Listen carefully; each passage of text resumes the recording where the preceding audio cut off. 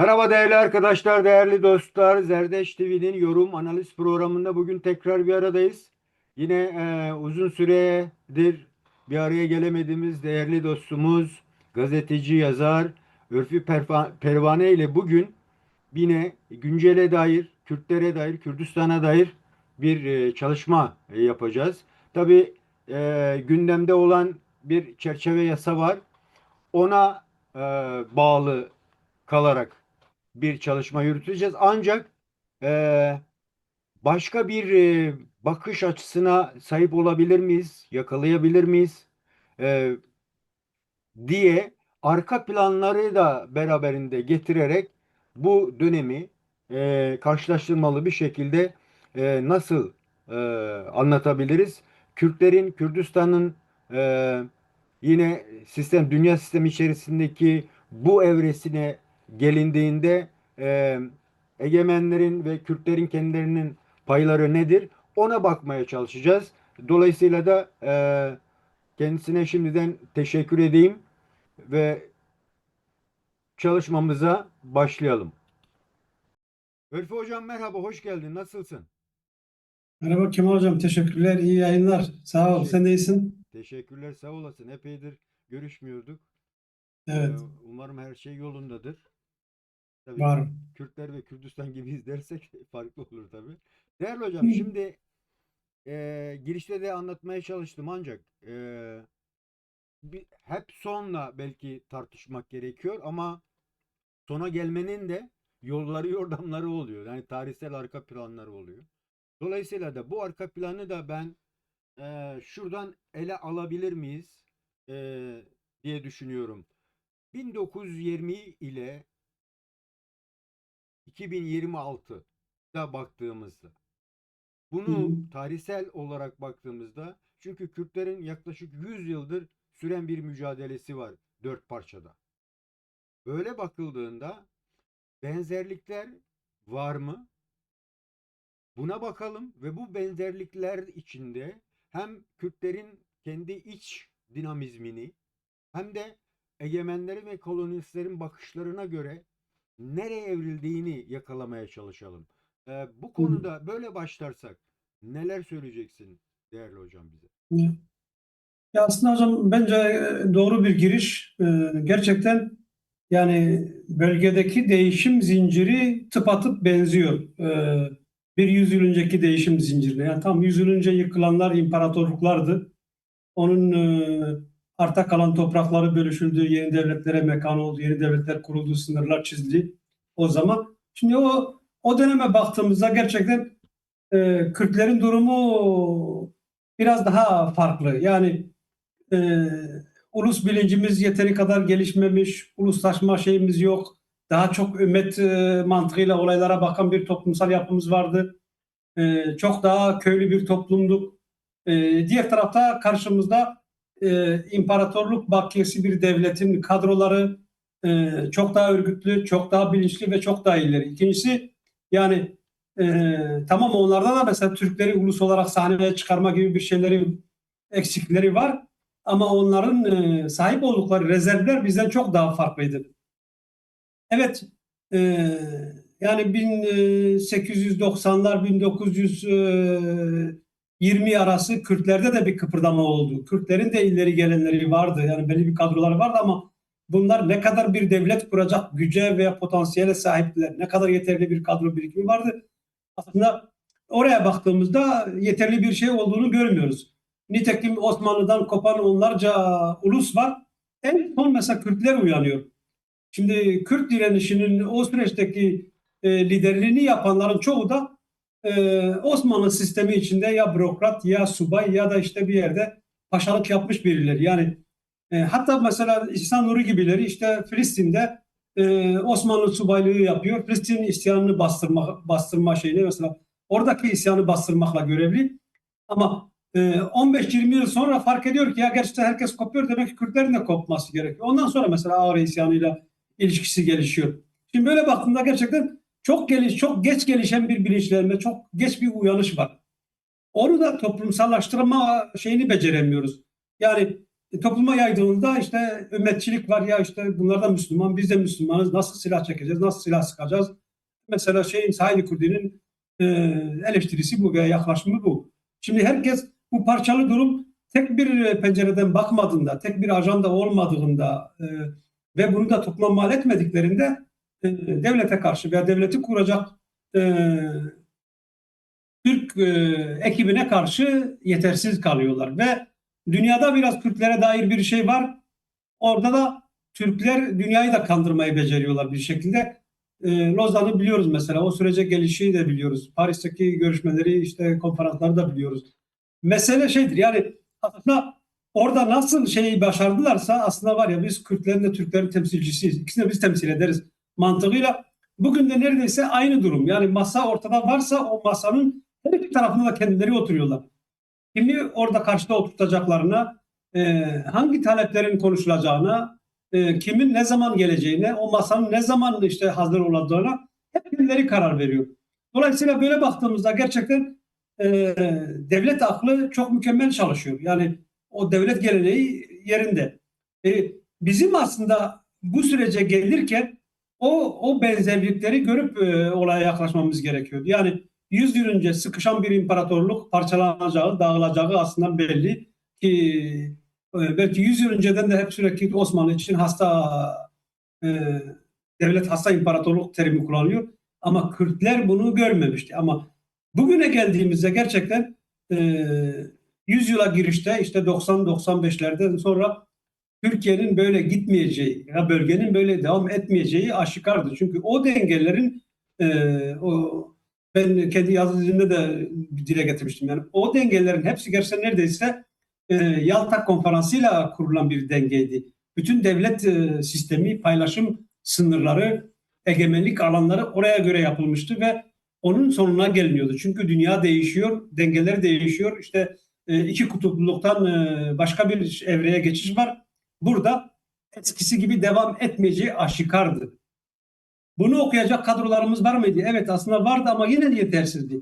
Ama 50 yıllık geçmişi olan, 40 yıllık geçmişi olan savaşı, siyasal hareketi yürüten bir yapısal bütünlüğümüz de vardı. Mesela Güney Kürtistan'daki yapı var, işte kuzeydeki Kürt hareketi vardı, Rojava'daki Kürt hareketi vardı. Yani bütün bunlar bunu okumuyor değildiler. Okuyordular ama gerçekten bu gelişme zincirinin neye yol açacağını belki tam olarak tahayyül edemediler.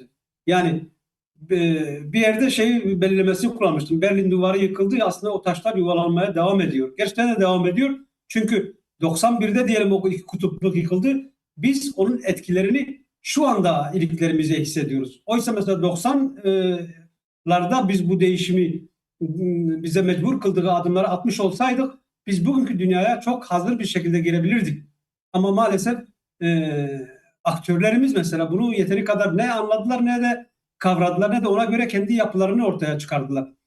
Şimdi böyle şeye baktığımızda Türkiye Devleti'nin bu değişimi gördüğünü, ona göre kendisini yenilediğini ve hareket ettiğini, hatta Erdoğan'ın iş başına getirilme sürecinin de Türkiye'nin bir yerde kendi sosyolojisiyle barışık bir devlet yapısına kavuşma hamlesi olduğunu görüyoruz.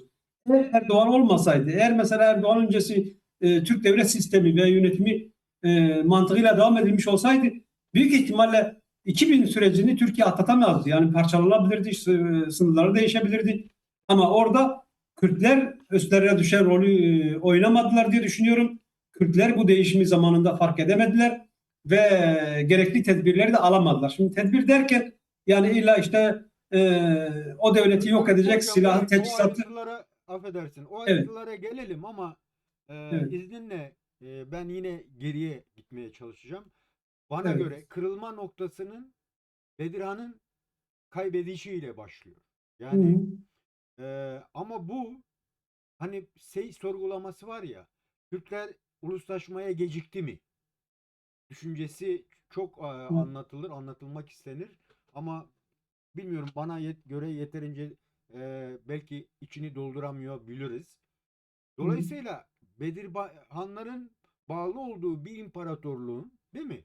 Ya, 1920'lere geldiğinde imparatorluğa bağlı öbür halkların örgütlenmeleri var.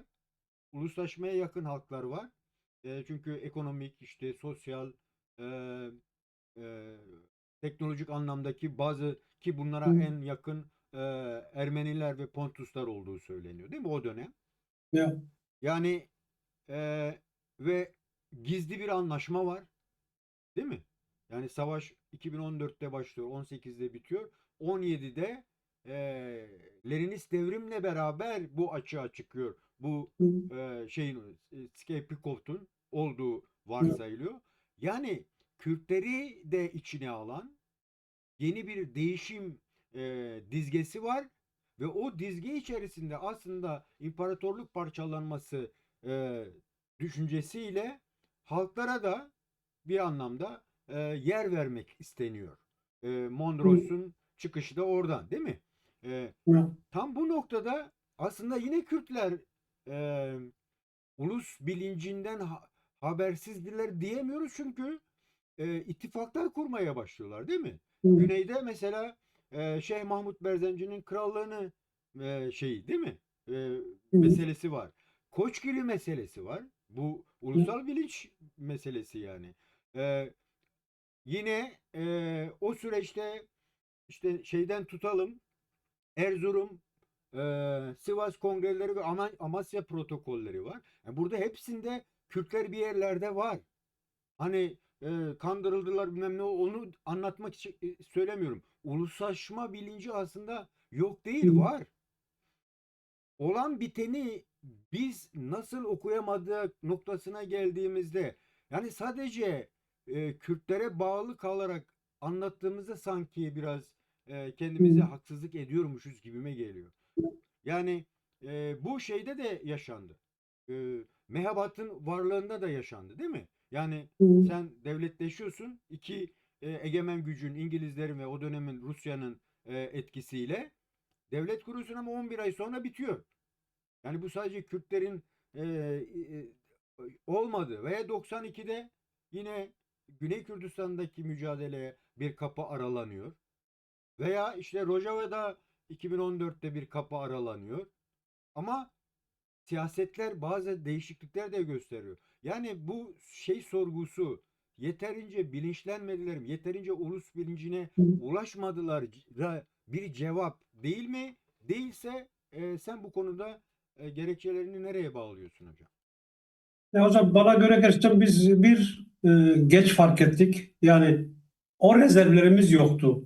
Bu bir. İkincisi, tamam, sizin dediğiniz gibi gerçekten birliklerimiz var, aşiretlerimiz var, belli sayıda kadro veya yetişmiş insan var. Bu bilincin, bu değişimin de farkında. Belki ya da ulus kimliğinin farkında, onu talep de edebiliyor. Ama dikkat edelim. Mesela 1900'ü gelmeden önce 1830'lardan başlayıp, yani o Jön Türk sistemi Balkanlarda yenildikten sonra geri çekilince, mesela gerçekten Kürdistan'daki Kürt birliklerinin tehlike boyutunu, işte güç devşirdiklerini, güçlü bir otorite olabildiklerini, ilerisi için tehlike olabileceğini hesaba katarak e, hangi paşadır işte gelip Harput'a çadırını kurup teker teker çağırıp boyunlarını vuruyor mesela. Şimdi yani oradan gerçekten onlar zaten bu hazırlığa ulaşmalarını engelleyici bir rol oynadılar. Ciddi bir şekilde e, güçten düşürdüler. İkincisi de tamam, yani es geçemeyiz. Gerçekten dünya dengelerinin, dünya güç odaklarının tercih yaparken bizi es geçtiklerini insan görüyor. Ama burada tamamıyla suçu onlara yıkmak kendimizi temize çıkarmaz diye düşünüyorum. Yani sonuçta mesela bir İngiliz, bir Fransız, bir Amerikalı veya ne bileyim bir Avrupalı dönemin güç odağıdır. O güç hesaplamalarını yaparken kendi çıkarını gözetlemek zorundadır. Orada ona partnerlik ilişkisine girecek ekip lazım. Kim partner olacak? Karşıdaki partnerin dayanıklı mı? İstikrarlı mı? Güvenilir mi? Seninle yürüyebilecek mi? Senin mesela çizdiğin rotayı, çizgiyi kabul edebilecek mi? Onu uygulayabilecek mi? İşte burada baktığımızda gerçekten yani bizden daha çok belki Osmanlı bakiyesine karşı bir karşıtlıkları var. Kürtleri de tarih sahnesine çıkarma isteği var. Mesela İngiliz İngilizlerin Kürtlere çalıştığını, Kürtleri uyandırmaya çalıştığını, Almanların Kürtleri bastırmak için Osmanlı ordusuna yer aldıklarını çok iyi görüyoruz. Günümüzün o dönemin hatıratlarına baktığımızda binbaşını elden tutalım, işte bu Alman şey ne kadar. Yani ama bir türlü gerçekten Kürtlerde o rezervi göremiyorlar veya o cevheri göremiyorlar. Dolayısıyla göremeyince de tercih zorunda kalmak zorunda, tercih yapmak zorunda kalıyorlar.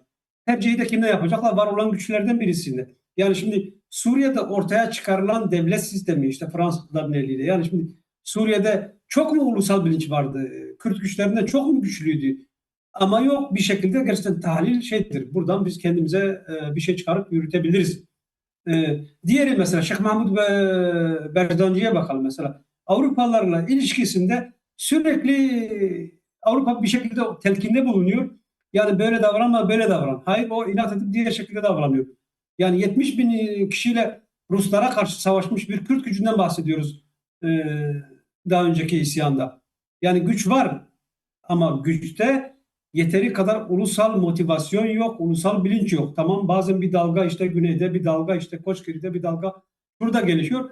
Bütün bunları bir araya getirecek bir sinerji, bir enerji, bir Kürt motivasyonu oluşturacak, bunu halklaştıracak bir bütünlükten bahsedemiyoruz.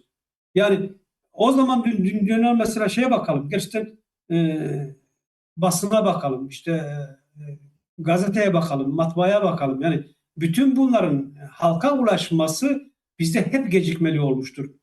Burada şeye de dikkat etmek lazım. Yani gerçekten bir şekilde o uluslaşmanın, sanayileşmenin, işte ne bileyim endüstrileşmenin, o bilincin aktarımı bizim elimizde çok çok çok sonra etki etti. Bizim aklımıza, beynimize çok sonra etki etti. Çünkü hazır bir sermaye gerektiriyordu, bir ön hazırlık gerektiriyordu. Yani o toplumlarda bu bilinci ortaya çıkıp kendisine bir zemin hazırlayabiliyor.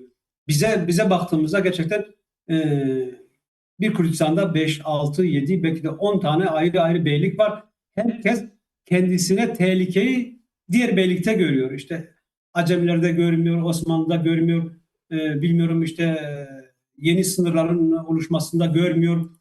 Ama bir bakıyor işte sabah uyandı, ikisinin arasında sınır çizilmiş. Yani gerçekten karşıda şeyi görelim, emperyalizmin işte parçalanma, yönetme, sınır çekme politikalarını görelim. Ama diğer taraftan şeyi de görelim. Yani biz o partnerlik statüsünde onlarla işbirliği yapacak bir kapasite bütünlüğünü ortaya koyamadık diye Evet düşünüyorum. hocam, şöyle de bakabilir miyiz? Yani irdelemeye çalışıyoruz.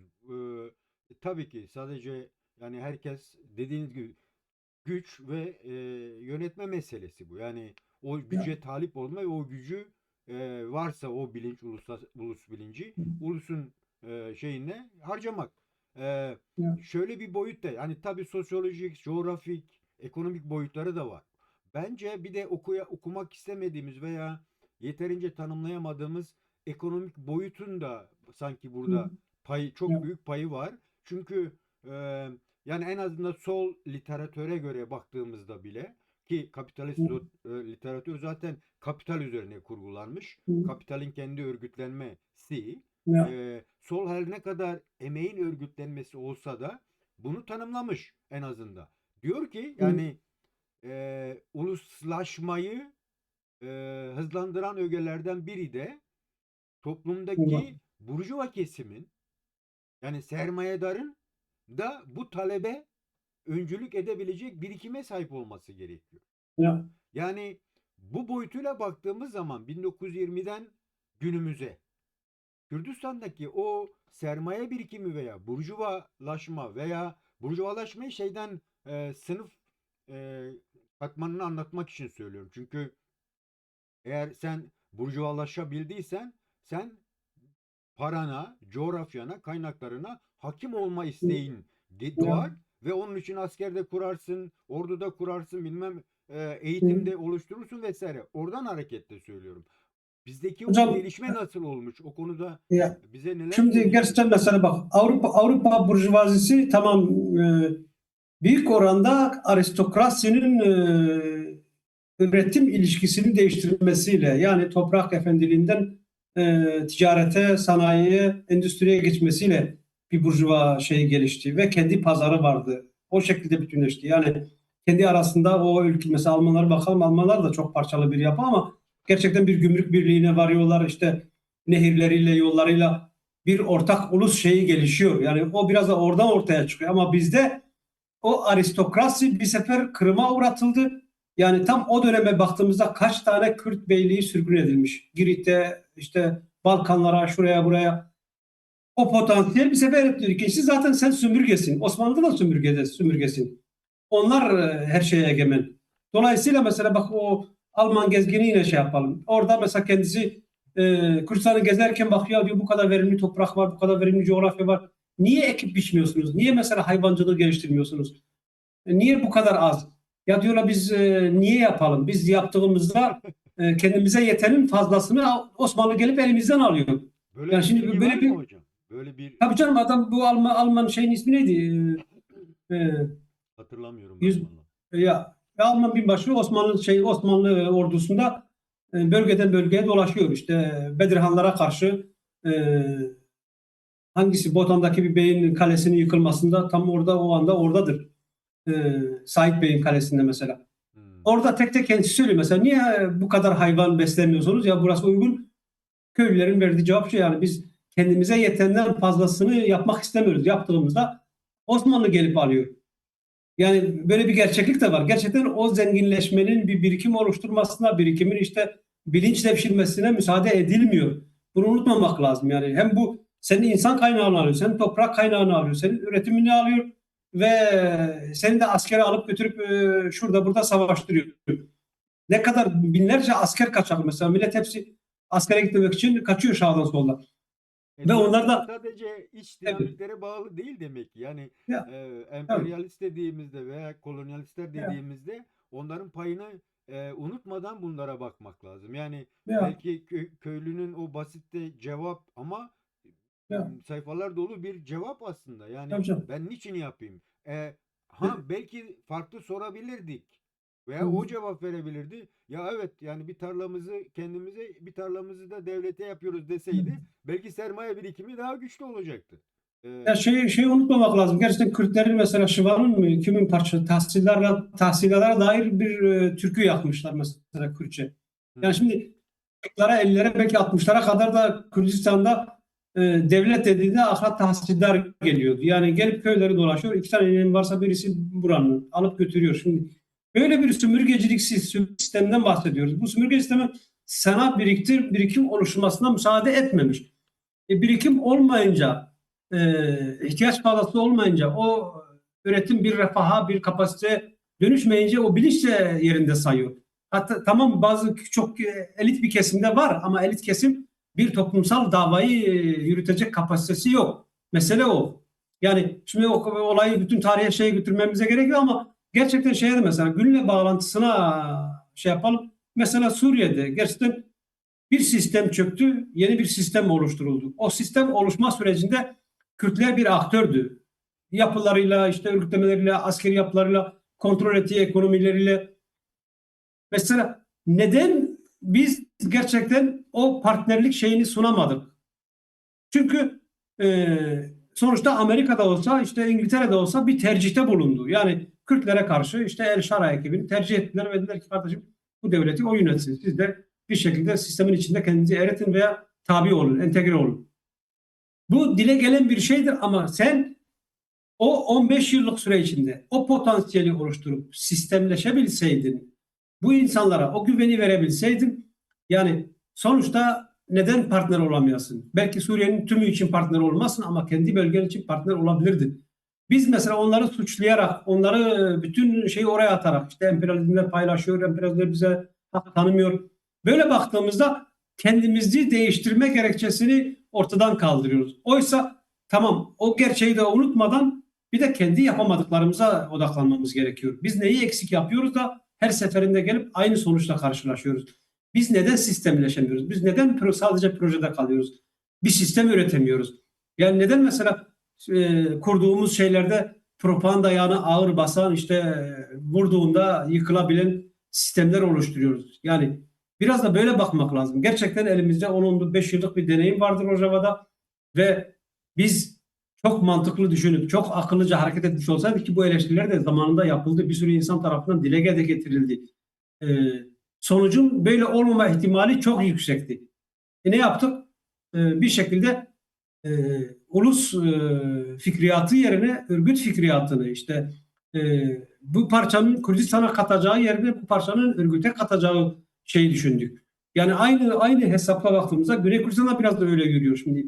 E, 30 yıldır bir gerçeklik var orada ama halen yekpare bir ulus şey yok. Yekpare bir parça yok. İkili bir güç var. Herkes kendi pastasını düşünüyor.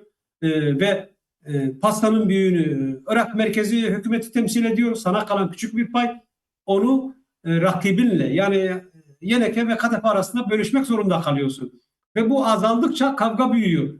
Oysa sen mesela gücü birleştirip Irak'tan e, tek bir güç olarak masaya Şimdi oturduğunda Ülfü Hocam, şimdi soru tam da işte bu. Yani bu muhabbetten Mahat Türk Cumhuriyeti'nden de almamız ya, gerekiyor aslında. Çünkü Mehabat'ın yıkılışını ben şeye bağlıyorum.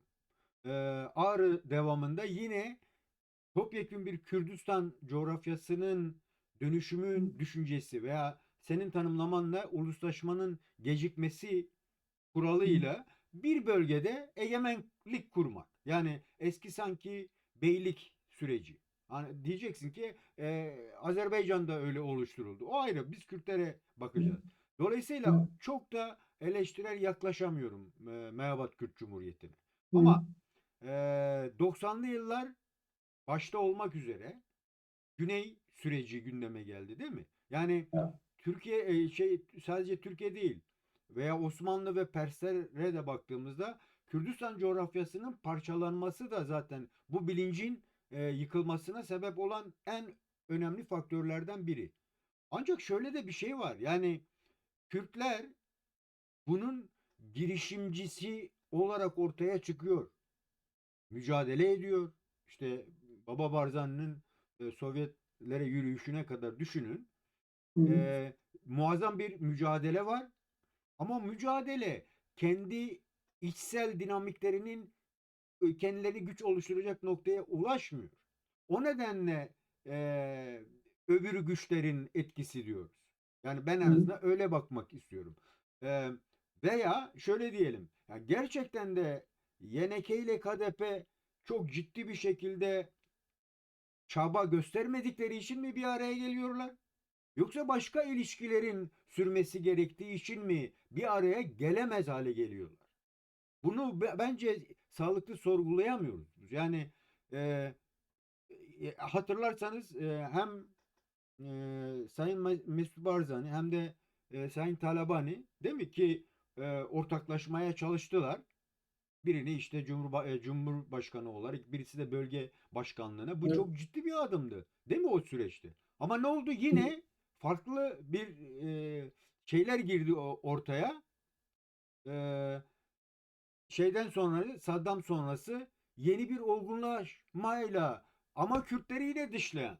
Tamam bir bölge verdiler ama o bölgeyi de kendileri yönetemeyecek bir statüyle hallettiler ve biz bugün çıkıp diyor ki işte aileler orayı yönetiyor. Onun için böyle gibi sanki bana eksik kalan şeyler var. Bu konuda biraz daha Kemal Hocam netleşebilir ya miyiz? Yani sadece Kürtlere bağlı olma düşüncesinin ben eksik kaldığını varsayıyorum. Yani şimdi buna Kemal karşı Hocam neler söyleyeceksin hocam? ya yani gerçekten bir başka ülkenin Amerika olsun işte bilmiyorum Rusya olsun başka süper güç olsun kimsenin gelip bize bir bağımsız ülke kurma ajandası olamaz.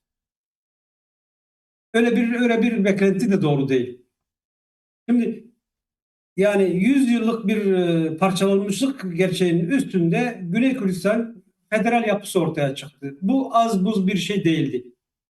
Yani tamam toplasan 90'daki nüfusu 5-6 milyonluk bir nüfusa Irak'ın üçte birini federal olarak yönetme yetkisi veriyorsun. Ve orada iki tane başat güç var. YNK ve PDK. Yani o günden neredeyse bugüne kadar ki Amerika'daki bütün yetkililer, her gelen başkan bir şekilde bir kendisi veya temsilcisiyle bu iki gücü ortaklaştırmayı denedi. Sürekli baskı kurdu. Bu iki gücün Buna inanıyor musunuz? peşmergelerini Örfü hocam buna inanıyor musunuz? hocam bunlar çok az dile getirilen şeyler olmadı ki. Yani şimdi çıkarı bu yoksa, dayatması yoksa bunu niye dile getirsin? Ama Amerika onlarca kez sanki söyledi. Kürt'ün oradaki alacağı karar, herkes diyecek ki ya tamam bak Kürtler böyle bir şey istiyor. Biz artık bir şey yapamayız demeye getiriyorsunuz. Yani bana Yok yok eksik kalıyor. Kürt'ün ya Kürt'ün onu kararı söylemiyorum. Kürt'ün kararı eee, pek öyle kale alınacak bir karar olmadığını neden kabul etmek istemiyoruz? Ama Yani bu bir iç mesele Kemal Hocam. Şimdi içeride iki tane başat güçsün. Bir gücün 60-70 bin tane peşmergesi var. Diğer gücün de işte 70-80 bin peşmergesi var. Bir güç Güney Kürdistan'ın kuzeyini, diğeri ise Süleymaniye gibi aşağısını kontrol ediyor. Yani bu iki aile, bu iki güç ulus bilinciyle baktığında bütün şartlar, akıl, mantık bunların beraber hareket etmesini mecburi kılar. Onun dışında diğer güçlerinde mesela PKK gibi kuzeyli güçlerinde böyle bir bütünlüğe, böyle bir birlikteliğe veya ulusal bir perspektifle baktığında bunların güçlenmesine hizmet etmesi gerekiyor veya buna zemin hazırlaması gerekiyor. Şimdi biz Kuzeyliler olarak, PKK olarak bu süreçte ne iş yaptık? Gerçekten Güney Kürdistan'ın federal olma statüsünün Kürdistan'ın bütünü anlamında ne anlama geldiğini bir türlü idrak edemedik. Halen olayı işte iki ailenin güç olması, işte PKK, HDP, YNK'den iki gücün bir bölgede yönetici olmasını, diğer gücün de bunu yedirememesini şeklinde ele aldık. Dolayısıyla orada biz bir sürtüşmeyi şey yaptık. Oysa böyle bir tarih sahnesine çıkışı gördüğü anda bütün yani sadece kuzey değil, Rojava'nın da, Rojava'nın da, kuzeyin de bütün Kürdi güçlerin bu farkındalığı, bu yeniliği, tarih sahnesine çıkışı fark ederek onu yeni bir manivela olarak düşünüp onu yaşatma ve korumanın e, kendilerine daha büyük imkan sunacağı hesabıyla hareket etmeleri gerekiyordu. Biz bunu yapmadık. Onlar da ne yaptı? Onlar da aile zıtlığını yeri geldiğinde o bırakıcıyı denediler ve dolayısıyla eğer dış güçlere bağlarsak, mesela diyelim PDK o şartlarda Türkiye'ye yanaştı işte. YNK o şartlarda İran'a yanaştı. Belki de halen devam ediyor o ilişki tarzı. Yani dışarıya baktığımızda dışarının bu güçlerin kendi yedeğinde hareket etmesini istemeleri çok doğal. Yani onlar isterler ama sen niye bunu yapıyorsun? Sen niye birleşemiyorsun? Sen niye ortak bir güç oluşamıyor? Orta Doğu gibi bir cehennemde en temel dinamik e, güvenliktir. Caydırıcı bir güç kapasite oluşturabilmektir. Sen bu gücü oluşturamıyorsun mesela. Günümüzde de bakıyoruz işte. Gerçekten Amerika şemsiyesi olmadığında İran'ın füzeleri sağdan sola gelip seni vurabiliyor işte. Haçlı Şabi gelip vurabiliyor veya IŞİD saldırıya geçebiliyor. Ama sen gerçekten bunu güçlü bir zemin haline getirip o dinamiklerden, parçalardan oluşan bütün gücü tek bir güç haline getirebilsen ve yoldan işte refahtan bina dikmekten önce güvenliği öne almış olsaydın farklı bir tabloyla karşılaşabilirdik. Evet burada mesela tamamıyla evet dünya bunu ister biz böyle yaptığımızda hemen el verirler derler ki 40'ta bir oldu biz işte destek verelim sahip çıkalım. Belki böyle olmayabilir ama sen sana düşen payını yerine getirmiş olursun en azından. O zaman tarihin nasıl yazılacağını başka şekilde konuşmuş olabiliriz. Şimdi sadece yaşanmış haliyle bakıyoruz diyoruz ki ya bunlar yaşandı. Burada bizim eksikliğimiz buydu. Dolayısıyla geldiğimiz evre bu. Örfü hocam Buyurun. bir de şöyle de bakabilir miyiz? E, Dikkatimi çeken son 100 yılda mesela bu kolonyalist diye tanımladığım veya sömürgeci devletlerimiz Kürdistan ve Kürtleri coğrafyasını sömürge olarak kullanan Türkiye'de, Suriye'de, Irak'ta kendi güçlerini sınadıkları tek alan Kürdistan coğrafyası. Değil mi? Yani e, bir başkası bir başkasıyla pek savaşmadı. Hatta ortaklaşma hani bu Arap Birliği bilmem şu bu meselesiyle beraber onu oraya girmeyelim.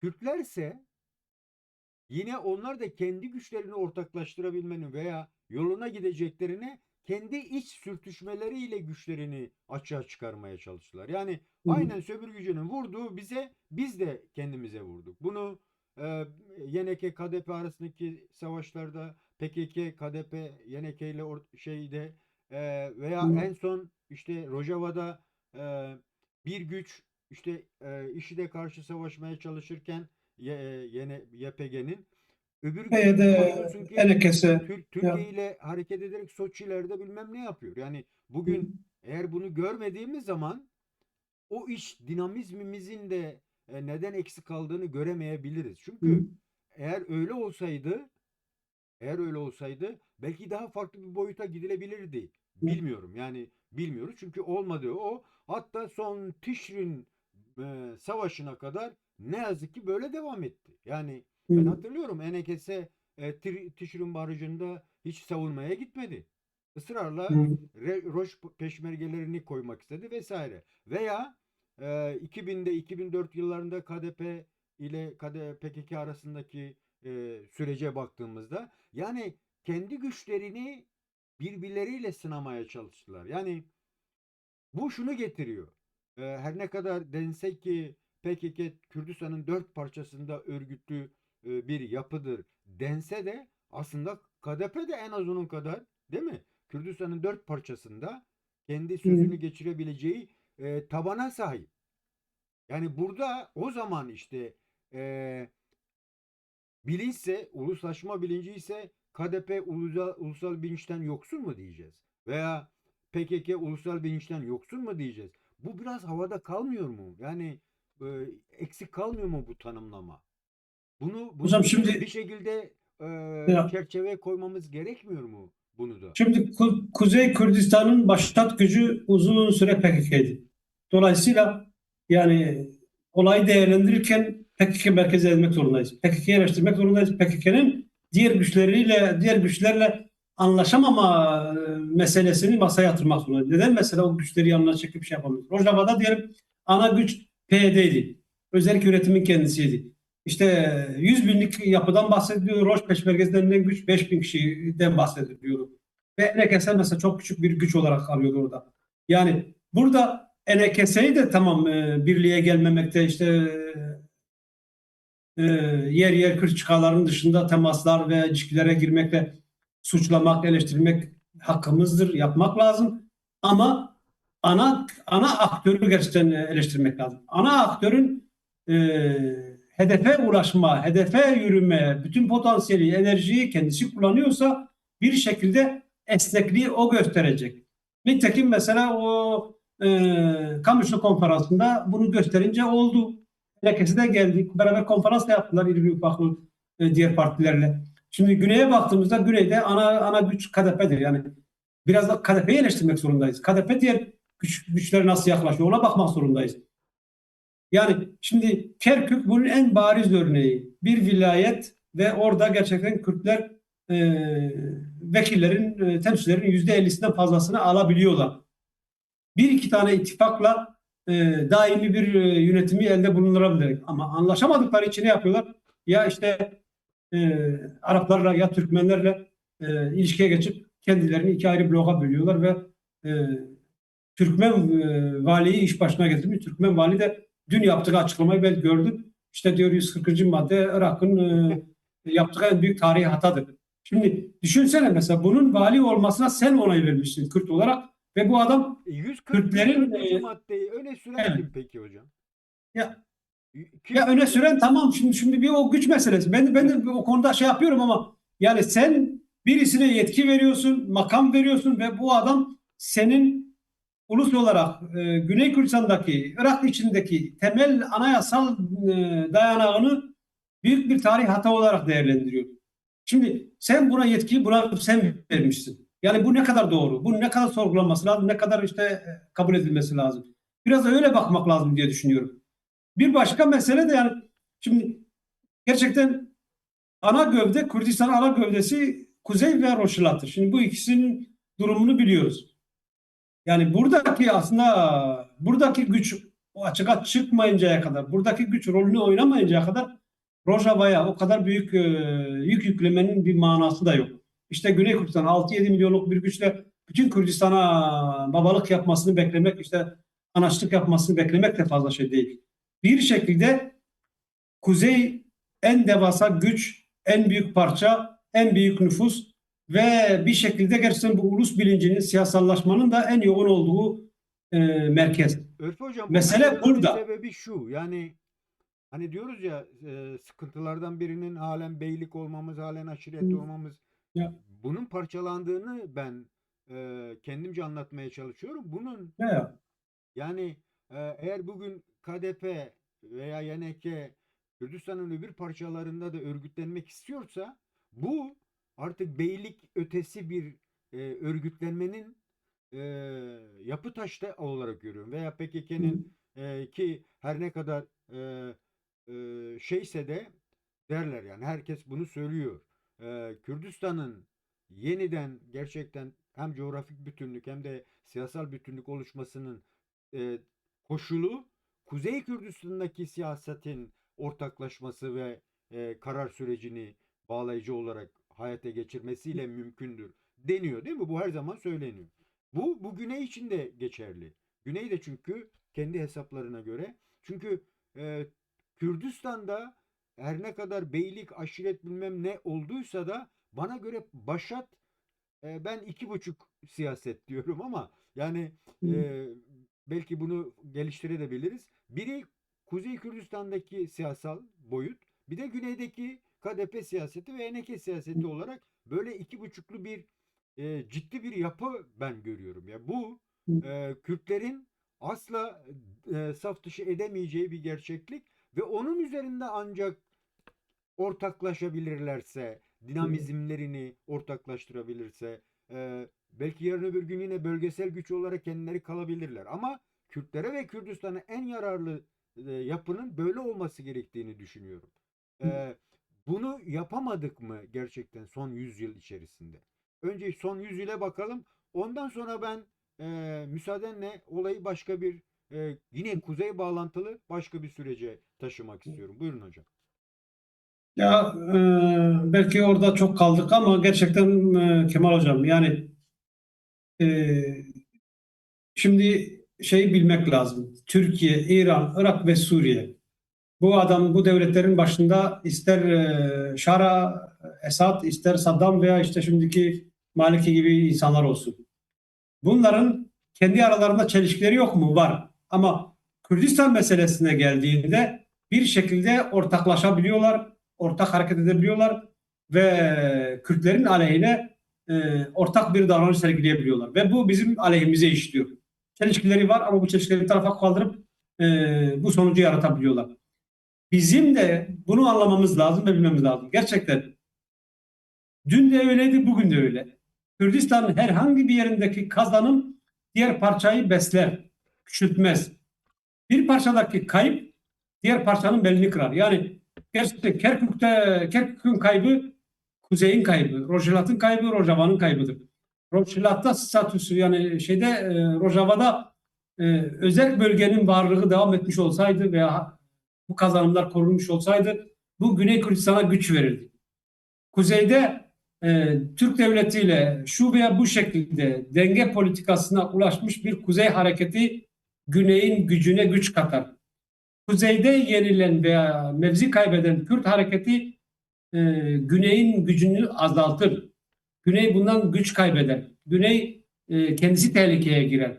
Yani Nitekim öyle bir zaten yerdeyiz. Bütün hatırlarsan bunlar birbirine bağlanmış durumda. Hakan Fidan'ın bir söylemi vardı yani, Ya, şimdi ikinci sıra Irak derken onu evet, söylemişti zaten. Yani ya, Güney'in kazanımlarının e, hatta o teklifte sanıyorum Irak Başbakanı tarafından, yani Güney Kürdistan'ın da devlete bağlanması isteniyor ya, merkezi, çünkü ya, hani diyorsun ya, ya emperyalistlerle ne ilgisi var? Ama adam diyor ki bırak gücünü, git Irak devletine tabi ol diyor. Yani şimdi ne diyeceğiz biz şimdi buna? Ya emperyalistler ne yapsın kardeşim falan filan mı diyeceğiz? Demek ki öyle değil değerli hocam. Yani tam da böyle bakıldığı zaman, eğer birbirlerini etkileyecek konum ki var, bu aynı zamanda tabii öbür devletlerin çıkarlarıyla da birebir örtüşüyor.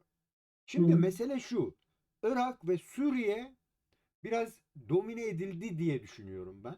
Her ne kadar şimdi güçlendirilmek istense de, çünkü Barak'ın söylemi oydu hatırlarsan. Ne diyordu? Artık yani eski söylemlerle Orta Doğu'da devletleşmeler yürümüyor.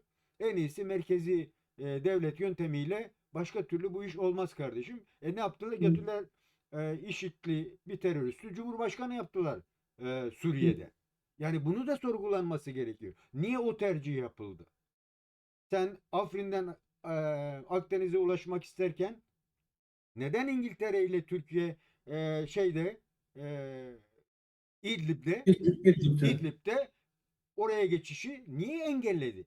2016-2017 hocam İdlib'deki o tutuş meselesi.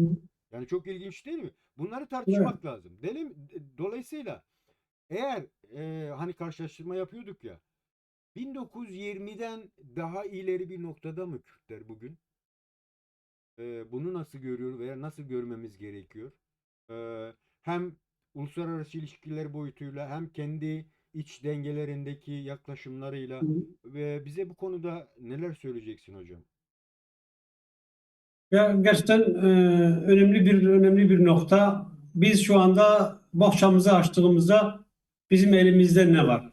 Biz mesela 1900'ün başındaki durumdan ne farkımız var?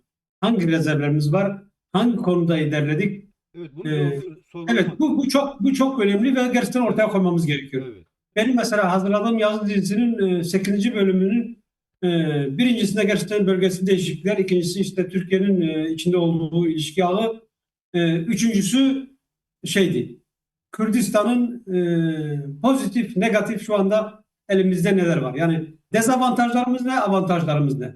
evet. Yani gerçekten ciddi bir kimlik kazanımı var. İnsanlar kimliklerine sahip çıkıyor. Kimse baskıyla, zorla şeyden vazgeçmiyor. Yani o uyanış ortada, bir ulus fikriyatı var, ulus olma bilinci var ve millet bundan da gurur duyuyor. Bir diğer şey de yani Kürtlüğünden kaçar insanları bile yani veya bunu dile getirmek istemeyen insanları bile Türk devleti veya işte diğer egemen sistemler bizim gözümüze soka soka bizim Kürtlüğüne sahip çıkmamızı e, şey yapıyorlar. Yani gerçekten şimdi adam aslında Kürtlükle alakası yok ama bir şekilde toplumun her aşamasında televizyonundan tut, dizisinden tut, işte akademisine, kitabına, bilmiyorum neresine, nereye bakarsan bak bir şekilde o antipatik yaklaşım, o baskıcı yaklaşım, o inkarcı yaklaşım topluma yayılmış o yaklaşım gelip seni buluyor. Ve sen de Olmak gerçekten bu zorunda. kimlikten Evet. evet Evet yani hocam. kaçmanın mümkün olmadığını görüyorsun ve dolayısıyla dönüp kendi kimliğine sahip çıkıyorsun. Bu iyi mi kötü mü artık onların şeyi ama bir diğer mesele yani gerçekten yeteri kadar veya elle tutulur bir seviyede yetişmiş insanımız var. Yani bu konuda diasporayı, bu 30-40 yıllık dünyaya dağılmış Kürtleri küçümsememek lazım. Dünyanın en ileri ülkelerinde bu şartlarda yetişmiş, bir yere gelmiş, işte kendi işini, kendi ticaretini kurmuş, sanayide, şurada burada, akademide, entelektüel dünyada varlık gösterebilmiş bir sürü Kürt şu anda var. Ve bu nesile ek olarak ciddi bir Kürt genci şu anda e, eğitim aşamasında. Bütün bunlar Kürtlerin gerçekten bu ulus rezervi. Ama bunlar tek başına bir şey ifade ediyor mu? Ayrı bir şey. Bütün bunların bir bilinçle, bir ilişki ağıyla, zamana uygun bir yapılanmayla temas etmesi gerekiyor. Yani bu şeyin enerji açığa çıkarması gerekiyor. Yani şimdi Kanada'da 100 tane akademisyen Kürt'ün olması, işte Norveç'te 5 tanenin ve işte Almanya'da 100 tanenin olması tek başına bir şey ifade etmez ama bu bir ağa dönüşürse, bu bir etkileşime dönüşürse, bir üretime dönüşürse buradan ciddi bir Kürt enerjisi ortaya çıkabiliyor. İkincisi Affedersin, mesela buradan tekrar araya girmek istiyorum iznin verirsen.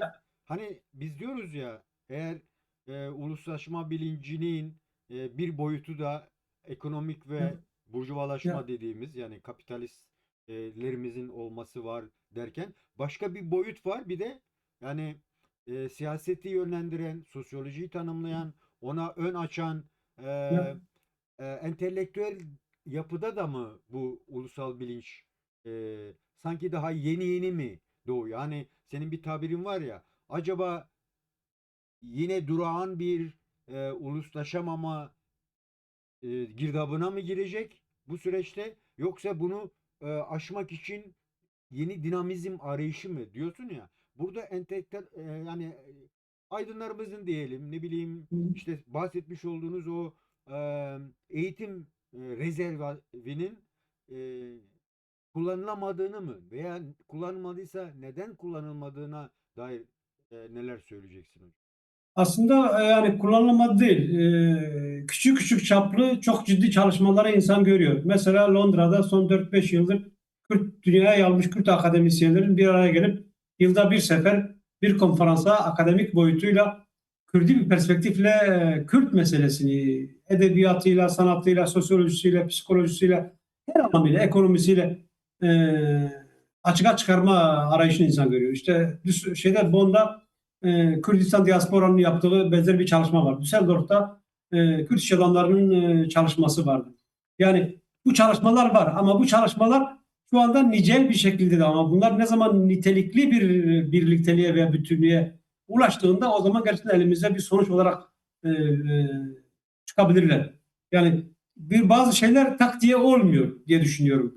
E, Bir süre sessizce ilerleniyor, bir süre işte enerji birikiyor, ondan sonra fay hattı gibi tak kırılmayı orada ortaya çıkarabiliyorsun.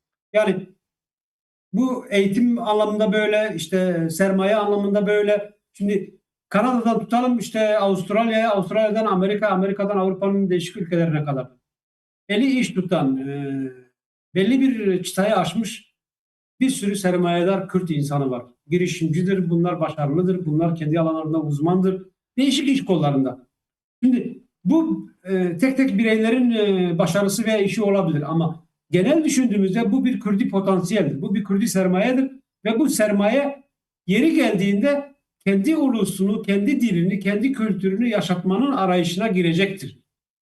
Ve insanlar bu zaten bir seviyeye gelmeyinceye kadar, bireysel rahat, bireysel konfor olmayıncaya kadar diğer şeylerden imtina ediyorlar, kaçınıyorlar. Ama mesela bir yere geliyorsun, artık bakıyorsun bireysel doygunluk, bireysel e, arayış bir kıvama geldi. İster bilgi ister sermaye olsun.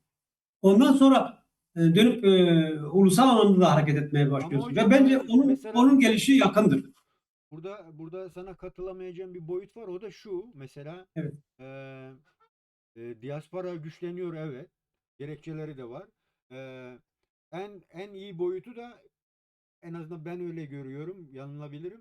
Büyük çoğunluğu Kürdistan'ın hangi parçasından giderse gitsin siyasaten biraz bilinçli kişiler olduğunu görüyoruz. Tamam, yani Hı hı. belki %40'tı, maksimum %50'dir ama böyle de bir olgu varken halen Avrupa'da veya Amerika'da veya dünyada yeterince politik tanışmışırlık olgusunu yaratamamamızın da bir sıkıntısı var. Yani düşünsenize, yani 30 yıllık bir fiili devlet var. Sanki her şeyi onun yapması gerekiyor gibi bir beklentiyle diaspora çok bilmiyorum, yani üzerine düşeni yapmadı diye düşünüyorum ben açıkçası. Yani özellikle de aydın kesimi. Çünkü bugüne kadar en kötü şeyle bir diplomatik bir şey zemin olması gerekiyordu ve bu sıkıntıyı bu Rojava sürecinde de yaşadık. Değil mi? Yani hadi diyelim ki Kuzey baldırı çıplak, yok bilmem ne falan diyelim ama Güney oturaklı bir artık fiili devlet olmasına rağmen bu şeyi sağlayamadı. Belki de Rojava'ya destek olabilseydi o boyutuyla, ki olmadı değil. Yani e, Sayın Barzani'nin çıkışları vesaire. Ama o bahsetmiş olduğun diaspora e, rezervi buna neden katkı sunamadı sence? Ya katkı sunmadı mı, katkıları istenmedi mi, biraz gerçekten iki uçlu diye düşünmek Yine lazım. iş Yani bizimlere ya, geliyoruz yani. Ha. e, ya gerçekten mesela şimdi Rojava konusunda Rojava'nın geleceğine, yapısına, işte örgütleme tarzına, davranış tarzına, diplomasisine öneren insan olmadı mı? Oldular. Ama bunlar ne kadar ciddiye alındı? Yani bizim aklımız bize yeter şey gene iş başındaydı. Aynı şey Güney Kürdistan'da. Şimdi e, hem kuzeyli hem güneyli dünya kadar insan var yurt dışında. Gerçekten bunların perspektifi daha da farklı. Bunların konumları daha da farklı ülkedekilerden. Yani ne kadar ihtiyaç var? Ne kadar mesela bu network oluşabiliyor iki parça veya diaspora ile işte bu yapılar arasında? En ufak bir şeyde sanki gerçekten onlardan para veya mülk isteniyor veya onların yardımına ihtiyaç varmış gibi yer alıyor. Oysa gerçekten senin ihtiyacın var. Sen buradan kadro çıkaracaksın. Sen buradan danışman insan çıkaracaksın. Sen buradan ilişki ağı oluşturacaksın. Ve sanırım biraz daha başlamışlar gibi yani bu sürece. Hmm. Bizim kuzey için durum farklı ama gerçekten güneyin sanırım böyle bir arayışı var ve giderek böyle bir enerjiyi ortaya çıkarmaya çalışıyorlar. Tabii sonuç hemen dediğim Diplomatik gibi şey atak. olmaz. Ya Hmm. sadece diplomatik atak değil. Önce gerçekten bir şekilde bu örgüt bunu görünür kılma. Buradan bir şey ortaya çıkarma. Ondan sonra bu ilişki ortaya çıktıktan sonra birbirini etkiler. Yani bu diplomaside etkiler, bu basında etkiler, bu ne bileyim uzmanlık alanlarında etkiler, e, bilginin, sermayenin transferiyle etkiler, oradaki sermayenin dış ilişki ağını oluşturma şeyiyle etkiler. Ama önce gerçekten bu enerjinin ortaya çıkması, ilişkiye geçmesi gerekiyor. Yani insan onun nüvelerini, kıpırdamasını küçük küçük odacıklar da olsa bunun şeyini görüyor. Bu ne zaman gözle görülür bir yekpare şeye bölünür? O bakacağız göreceğiz yani bilmiyorum daha. Peki bir soru daha sormak istiyorum bu noktada. O da şu. Mevcut Kürt siyasetinin, yani ikili dedik ya, yani Güney Kürt siyaseti ve Kuzey Kürt siyaseti diye. Evet. Bunun uluslararası aranında kale alınma olasılıkları ve durumları nedir? Çünkü o da yeterince tartışılmadığı için sanki e, ana merkez siyaset kuzeyde olmasına rağmen ona yüklenirken veya güneyin e, eleştirilme noktasına gelirken sanki bir eksiklikler var. Bu konuda Hı. neler söyleyeceksin? Yani Batı veya e, içinde yer almak istediğimiz sistemin yaratıcıları Kürtlere nasıl bakıyor? Bunu şuraya ile çakıştırmaya çalışıyor. Hani 1920 ile paralel gitmeye çalışıyoruz ya. Hani o zamanki denge durumu ile bugünkü denge durumunu karşılaştırdığımızda, Ya. yani mesela 10 yıl sürmüş Birinci Dünya Savaşı'yla Hı. Lozan'ın imzalanması süreci değil mi? Ya. 1914'te savaş başlıyor, 1924'te Lozan imzalanıyor. Ya. Şimdi Güney Kürdistan meselesiyle Rojava'yı karşılaştırdığımızda ki Güney tamam belki silahlı olarak orada olmadı Kürtlerin yanında. Ben halen o iddiadayım çünkü o sorunun içinde yer aldı. Türkiye ile beraber hareket etti. Kürtlere beraber hareket etmedi. Hı. Böyle bile olsa bir girişimleri vardı. Sanki o dönemin berzencisi gibi diye bakıyorum. Hı. Ve kuzeyde başka bir siyaset olarak. Batı'nın tercihi ne oldu gerçekten? Yani bu Kürt siyasetlerinin duruşlarının dışında bir sorgulama bu. Hı. Neler oldu bu son 10 yılda? O Birinci Dünya Savaşı 10 yılı ve son e, Hı. 10 yılı karşılaştırdığımızda. Ya. Ya mesela sırada en basit bir soruyla. Gerçekten birisini yolda durdu sıradan bir Avrupalı Irak'ın başbakanını sor veya Güney Kürdistan'daki bir yönetici sor. Barzani Irak başbakanını daha fazla tanır. Kürdistan'ın görünürlüğü daha fazla. Yani aslında dünyanın biz hep suçluyoruz onları ayrı bir şey ama gerçekten dünyanın Güney Kürdistan'a yaklaşımı neredeyse bu son 20-30 yılda bir devlete yaklaşımı gibiydi. Oraya yatırımları, oraya ilişkileri, konsoloslukları, işte ilişki ağı, Amerika'nın teması, Amerika'nın kendi ilişkisi, Fransa'nın yaklaşımı. Yani tamam seni devlet olarak kabul etmiyor ama neredeyse Irak'a eşdeğer bir yaklaşım çizgisi görünüyordu. Bunu değerlendirmeyen aslında dönüp kendimize bakmamız gerekiyor. Ben halen o fikirdeyim. Yani burada senin kendi eksikliğini ortaya çıkıyor. Ulus olarak sen gerçekten bu yaklaşımı nasıl değerlendirdin? Şimdi Amerika halen bak bugün bile belki feshedildi, feshedilecek kasedeye halen bütçe ayırıyor. Peşmergeye halen bütçe veriyordu. Yani bu az buz değil işte. Erbil'de dünyanın en büyük konsolosluğunu kurmaya çalışıyor. Tamam kendi çıkarıyla, kendi bölge politikasıyla tabii ki uyumlu. Tabii ki onunla bir şey var ama bunu götürüp işte Irak'ın topraklarında kurmuyor. İşte İran'da, Suriye'de, şurada, burada, Türkiye'de yapmıyor. İncirliği büyütmüyor ama Kürdün toprağında bunu kurup şey yapıyor. Yani bunu gerçekten yok sayamayız. Bunun hiçbir yatırım amaçlı olmadığı, bunun Kürtlere bir destek veya işte ne bileyim bir gelecek vizyonuna sahip olmadığı şekilde yorumlayamayız. Orada bir vizyon var. Bunu tamamlayan, bunu bütünleyecek vizyon eksikliği bizde diye düşünüyorum. Ama bunu şeyde de yakalayabiliriz sanıyorum. Bu Rojava süreciyle beraber Ya, Barak'ın veya işte Mazlum Abdi'nin, İlham Ahmet'in, Serok Barzani'nin bir masada olması da zaten onun bir yansıması diye ben anladığımda ben öyle ya, okuyorum. Yani dolayısıyla kale alınması gereken siyasetin hı. o daha çok öne çıkıyor. Çünkü Batı oraya daha çok emek harcadı açıkçası. Ya sonuçta Irak. onun resmi bir temsil sıfatı var, bir yetkisi var, bir tanınırlığı var. Mesela diğer tarafta ise pek gözlemde büyük bir terör yaftası var. Dolayısıyla e, herkes seninle görüşmek isteyen herkes kapalı kapılar arkasında görüşüyor. İşte bunun kamera yansımasını istemiyor, kayda alınmasını istemiyor. Ama diğer tarafta bir devlet yetkilisiyle konuşur gibi konuşabiliyorsun ve o ilişkiyi öyle geliştiriyorsun. Bu büyük bir avantaj. Şimdi Münih Güvenlik Konferansı'na kaç tane devlet dışı yapı katılabiliyor? Neredeyse tek örnek belki Kürtlerdir.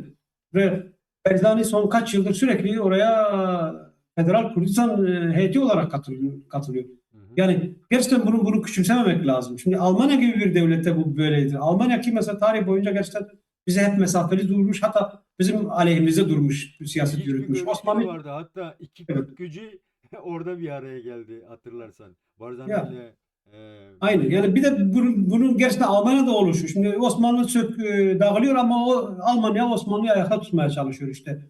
E, Ortadaki denge parçalanıyor. Almanya o dengeyi korumaya çalışıyor. Bütün siyasetiyle. Yani hep böyle olmuş ama şimdi şu anda baktığımızda Almanya gerçekten hem Rojava'ya da işte Güney Kürdistan'a da yaklaşımı başka bir profilde şey yapıyor. Tamam, Fransa kadar değil ama yani bütün bunlar değerli şeylerdir. Bunlara önem atfetmek lazım ve bunların açtığı yolu kullanmayı bilmek lazım diye düşünüyorum. Benim söyleyeceklerim bunlar. peki hocam. Ya, Bir de şöyle bakalım artık günümüze taşıyalım onu biraz. evet. Daha çok da Kuzey Kürt siyaseti üzerinde e, son yapılan şeyle beraber tabii devletin kendi tanımladığı bir ismi var. Hareketin tanımladığı başka bir isim var. Ya, Süreçten bahsediyorum. Ee, Her ne kadar süreç olsa da yine ben Rojava'dan bağımsız, Güney'den bağımsız olma ihtimalini görmüyorum bunun. Ee, Neden bunu söylüyorum? Batılılar her ne kadar Güney'i kale almaya çalışsalar da Güney'in de kendi iç dinamiklerine göre belki olabilir. Hem İran'la hem Türkiye ile ilişkilerinden kaynaklı başka şeyler var. Ama ne yazık ki şuraya geldik mi? Yani bir tek parça kurtuluşunun Kürdistan'ı kurtaramayacağı düşüncesi yerleşmeye başladı mı Kürtlerde? Ee, Bunu da en belirgin olarak ben mesela Rojava dağılmasındaki Kürtlerin göstermiş olduğu tavra bağlamaya çalışıyorum. Yani bir ortaklaşma ve ortak ulus bilinci e, artık oluştu deme noktasına geldik mi 1920 ile karşılaştırdığımızda. ya ortak bilincimiz var. Gerçekten mesela hem burada hem ülkedeki bütün şeylerle çok net görebiliyoruz. Rojava'da bu çok üst seviyedeydi. Dört parça Kürdistan hem IŞİD zamanında hem de şimdi son yılın başındaki olaylarda Rojava için ayaklandı ve herkes Rojava'daki kılıcın aslında kendi boynuna dayanmış bir kılıç olduğunun farkında olarak hareket etti. Güney Kürdistan'ın da oradaki refleksi biraz buydu. Gerçekten Rojava düşürülürse düşürülme sırasının güneyde olacağını çok iyi hissederek hareket ettiler. Yani bu büyük bir bilinçtir. Bu büyük aslında bu sıradan insanın hissettiği, ortaya çıkardığı bir gerçek. Örgütlerin sıradan insandan çok sonra fark ettiği bir şeydir. Yani gerçekten e, Kobani zamanını hatırlayalım. Kuzey Kürdistan'ın ta Erzurum'dan işte Kars'ından şurada burada köyler Suruç'a taşındı. Oradan mesela insanlar çitleri yıkarak, sınır öteleri yıkarak içeriye aktı. Yani bu bir halk dalgasıydı. Tamam, bunun öncülüğünü işte o zamanki siyasi hareket yaptı falan ama gerçekten halkta bunun ciddi bir karşılığı vardı ve bugün de var. Bu tehlike anında da gördük. Dünyanın her tarafında Kürtler geceler, günler, haftalar boyu sokaklardaydı ve gerçekten aralıksız bir protesto dalgası geliştirdiler. Ve bu Rojava'yı da görünür kıldı, oradaki tehlikeyi de görünür bir hale getirdi ve dünyanın da olayı görüp kavramasını bir şekilde netleştirdi. Yani bunlar az buz şeyler değil. E, Nasıl bunu 100 yıl öncesiyle karşılaştırabiliriz ki? 100 yıl önce bir isyan çıkıyor, bastırılıyor işte başka bir parçanın değil, başka bir aşiretin umurunda olmuyordu yani neredeyse. Şimdi böyle şey yaptığımda gerçekten bu bilinç var. Yani halkta ben o sorunun olduğunu düşünmüyorum. Sadece aktörlerin bu bilinçle yeteri kadar hareket etmediğini söylemek istiyorum. Peki hocam. O zaman şöyle son bir şeyi de alalım. Bu sürecin gelen son noktasında bir çerçeve yasa e, Ya. oluştu. Çünkü Kürtleri ve Kürdistan'ı tartıştığımızda mutlaka sömürgeci güçlerimize bakacağız ama ne yazık ki Osmanlı'dan var olan birliktelikten kaynaklı merkezi bütün sorunların bağlandığı ülkede Türkiye. Ya. Türkiye'de bugüne kadar hep Kürtlere işte karşı tutumlarıyla devletlerini, değil mi, olgunlaştırdılar ve bugüne kadar getirdiler. Bu son süreçte ortaya çıkan çerçeve yasasına baktığımızda bunun hani senin sorgulaman var ya, yeni bir bekleme süreci mi, yeni bir başlangıca bir adım mı? Bu Kürtler açısından tümü için söylüyorum. Sadece kuzeyden bahsetmiyorum yani burada. Nasıl okumamız gerekiyor? Bunu bu genel çerçeve içerisinde hem Güney'le hem Rojava'yla hem işte askeri birlikler bir araya gelmesine rağmen halen Doğu Kürdistan'da ne olacağı bilinmemezliğiyle de beraber baktığımızda yeni bir adım olma ihtimali var mı? Yani yoksa arka planda yeni Lozan oluşuyor da yine Kürtler kendi derdinde mi? Bunu sorgulamak istiyorum aslında. Buyurun. Ya 18-19 aydır net olarak mesela bununla uğraşıyoruz. Bu konuşulup tartışılıyor. İşte 18-19 ayın sonunda bir yasa meclise geldi. Bunun öncesi de var tabii. Hı hı. Yani bunun öncesi de mesela bu beklenti Kuzey Hareketi'ni durağanlaştırmıştı. Bir yerde etkisiz eleman pozisyonda işte bu sürecin başlama hazırlığına götürmüştü. Yani bence bu Türkiye'nin biraz da başarısı diye bakmak lazım. Gerçekten e, bu yüzyıllık değişim dalgası geldiğinde Türkler bir şekilde kabuğunu kırıp daha Türkiye'nin dışında neo-Osmanlıcı bir eğilimle etki alanlarını büyütme, işte en azından bölgedeki diğer coğrafyalardan pay kapma hesabıyla hareket ediyorlar ve dışarıya bakarken içeride devasa bir Kürt sorunu vardı. Kürt sorununun temsil gücü olarak da PKK ortadaydı ve PKK 50 yıllık bir savaş pratiğiyle ne yenilmişti ne bertaraf ediliyordu. Ve bu ciddi bir kaynak demek Türkiye için. Türkiye bir şekilde gerçekten o bölgesel değişimin kendisini tehlikeye atmaması için işte fay hatları veya işte depremler kapıya geldiğinde Kürt meselesinin volkanik bir tehlike olarak ortaya çıkmaması için devlet haklı olarak hareket ettiğini düşünüyorum. Ve bu şekilde Öcalan'ı ikna ettiler. Öcalan'la bu prosedürü başlattılar. Yani burada gerçekten hem usul olarak hem içerik olarak eleştirilmesi gereken çok nokta var. Yani e, müzakere mi, barış süreci mi, devletin kendi ajandasıyla hareket mi, gücün devletle PKK'nın veya devletle PKK adına Öcalan'ın ortaklaşa yaptığı bir şey mi? Bütün bunlar birçok noktadan muğlak, e, verisi tam olarak elde olmayan, bugün mesela diyelim ortaya çıkan yasa devamı ne olacak? Yarını belirsiz, gideceği yeri belirsiz. Ama burada bir şekilde devlet Öcalan üzerinden, Öcalan işte kendi hareketine veya DEM Partisi'ne, oradan Kürtlere, yani bu ilktir. Bu ilkte beklediğimiz şeyler olmasa dahi devamı gelecek umudunu vermeye çalışıyor.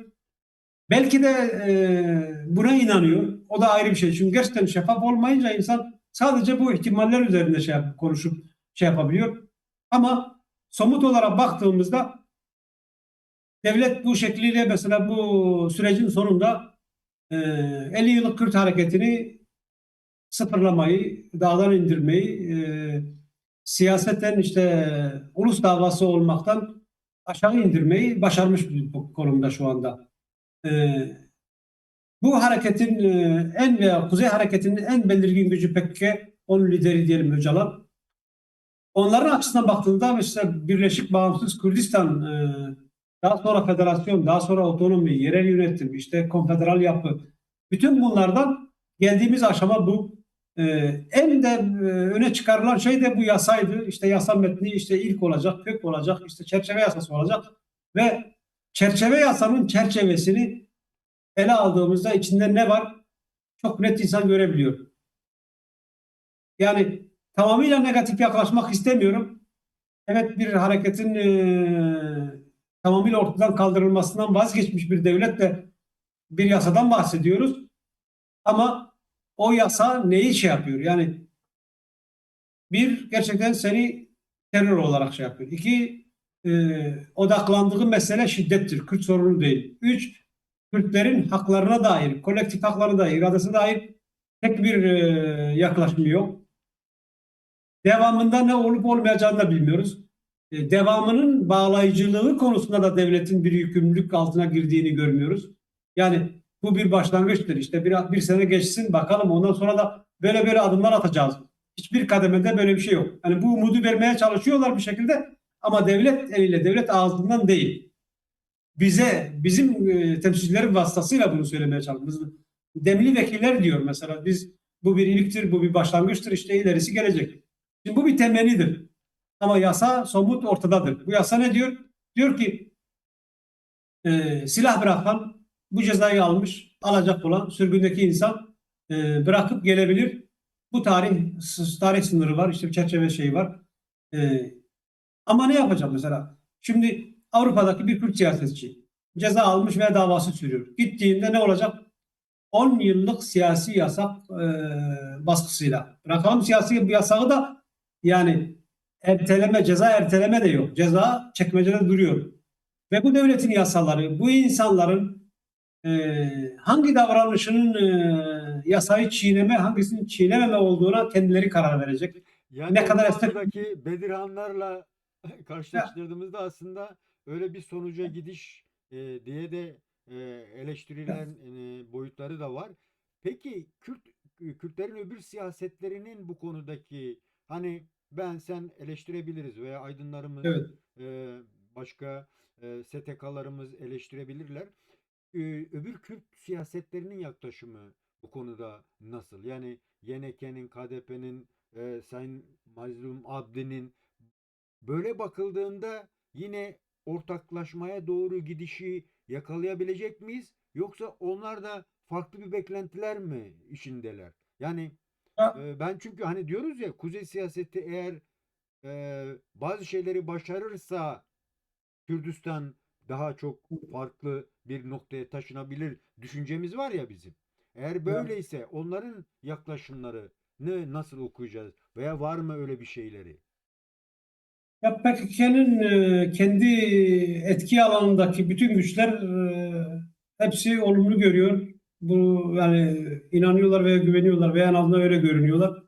Ama Güney güçleri için, mesela HDP, YNK için düşündüğümüzde, onlar da belki hesabıyla destek veriyorlar veya olumlu görüyorlar. Bir şekilde Türkiye'nin düşmanlık pozisyonundan geriye adım atacağını, artık düşmanlık yapmayacağını, PKK nedeniyle mesela diyelim Güney Kürdistan'a operasyon yapmayacağını, dağlarını bombalamayacağını ya da ne bileyim her şeyde önlerine PKK'yı çıkarmayacağı hesabıyla süreci destekliyorlar. Bu dinamizmi Veya engellemez mi yani? Bu aynı zamanda Kuzey Kürt siyasetinin önünde yani belirsizleşmesini getirmez mi? Ee, aslında şeye bakmak lazım. Yani devlet buradan neyi çıkarıyor? İşte bir de Öcalan'ın ağzından ve PKK'nın ağzından. PKK şimdi bu konuda fazla şey yapmam. Öcalan'ın söylediği, devlete biraz daha alan açma anlamında. Yani e, kuzeydeki olayı sönümlendirirken devlete hem Rojava'da Suriye'ye doğru, Irak'ta işte Güney Kürdistan'dan Irak'a doğru, İran'da işte savaşın gidişatına göre Doğu Kürdistan'da İran'a doğru bir yayılmacı alan açmayı vaat ediyor. Yani bunu vaat ederken Kürt-Türk kardeşliği söylemiyle olaya yaklaşıyor belki ama e, bir yerde kardeşlik varsa bir yerde o biraz da eşitliğin olması gerekiyor. Aklıma şey Eşit geldi. temsilin olması gerekiyor. Mustafa Ya Kemal'e Kürtlere dair ya soru soruluyor ya, diyor ki ya ya Kürtlerle Türkler yani öyle bir iç içe girmiş ki Kürtlükten bahsedersek Türklük yok olur diye bir cevap veriyor. Hatırlıyor musun bir ne gazeteci? ya? Şimdi Yani benzeşmeleri görüyor musun hocam? Yani ya, Birinci Dünya Savaşı süreciyle ya günümüzün benzeşmeleri. Ama eğer demin bahsettiysek ulusal bilinç biraz daha yükselmişse Kürtlerin bu döngüyü kırabilme potansiyelini görmüyor musunuz? Yani bu sadece Kuzey Kurt Hareketi için söylemiyorum. Öbür Kürdistani güçlerin de oktar takışabilme olasılıkları var mı? Mesela eğer Doğu Kürdistan'da güçler iyi kötü bir araya gelme olasılığı yarattılarsa, eğer Sayın Barzani e, Mazlum Abdi'yi e, omuzladıysa, dün bölge başbakanı Sayın Neçirvan Barzani mesela Şam'a gitti. Yani değil mi? Yani böyle bakıldığı zaman Kürtlerde bu potansiyeli görüyor musun? Yani Ankara'da olup bitenleri etkileyebilecek bir Kürt gücü mevcudiyeti var mı yok mu? Varsayalım ya, ki Sayın Öcalan'a yapılan eleştirilerin bir boyutu doğru. Ama öbür Kürt güçlerinin bunu engelleme veya onu güçlendirme gibi bir adımları var mı? Çabamız var mı bu konuda? Kürtler ne yapıyor bu konuda? Bilmiyorum, ne ya. diyeceksin bu noktada? Şimdi bu işin muhatabı, asıl aktörü PKK ve Öcalan'dır. Dolayısıyla kuzey anlamında diğer güçlerin bir şey söyleme şeyleri yok. Söylese bile etkisiz eleman pozisyonlar. Güneylilerin neden mesela destekledikleri veya olumlu gördüklerini anlatmaya çalıştım. Kendi güvenlik kaygılarıyla diye düşünüyorum. Yani Türkiye gibi bir gücün kendilerine düşmanlık beslemesini veya işte o gerekçeyle sürekli saldırı tehdidi altında olmak istemiyorlar. Şimdi bu sürecin yaratabileceği ihtimaller ayrı, bu sürecin bozduğu ihtimaller de vardı. Yani gerçekten programın başından beri izah etmeye çalıştık.